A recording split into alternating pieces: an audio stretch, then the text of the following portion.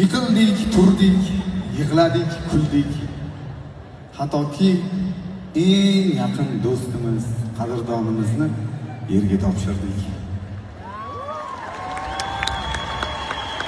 Yana birimiz esa o'lim bilan yuzma-yuz keldi va qaytdi. Xotira bilan eslash bu juda ham og'ir narsa ekan. Bugun bu sahnada 2 kishimiz, lekin aslida 3 kishi bo'lishimiz kerak. Allohning irodasi bilan ming afsuslar bo'lsin, oramizda Jasur yo'q. Uni har doim xotiramizda saqlaganmiz, har doim eslaymiz. Bugun bu zalda uning ota-onasi, aka-ukasi, yaqinlari o'tirishibdi. Konsertdan oldin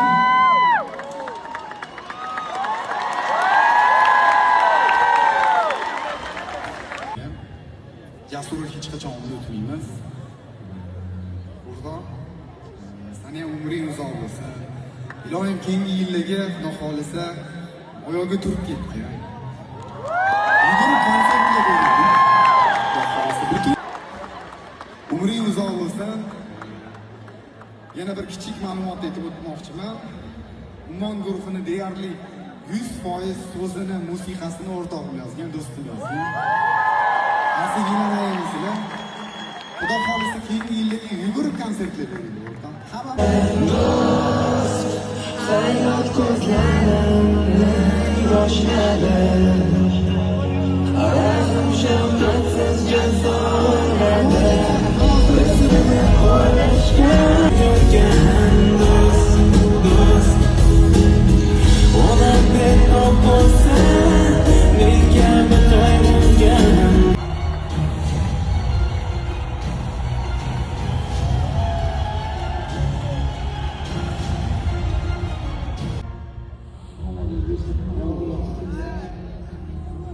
Hammamiz birgalikda hozir o'sha yerga boramiz. Bunaqa xiyonat qilding, bunday bunaqa bo'ldi. Seryozni gaplar bilan ketadi.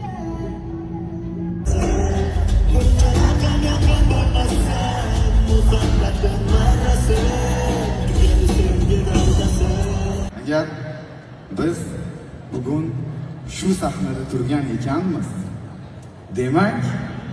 demak xumoringni hikoyamiz hali tugagani yo'q.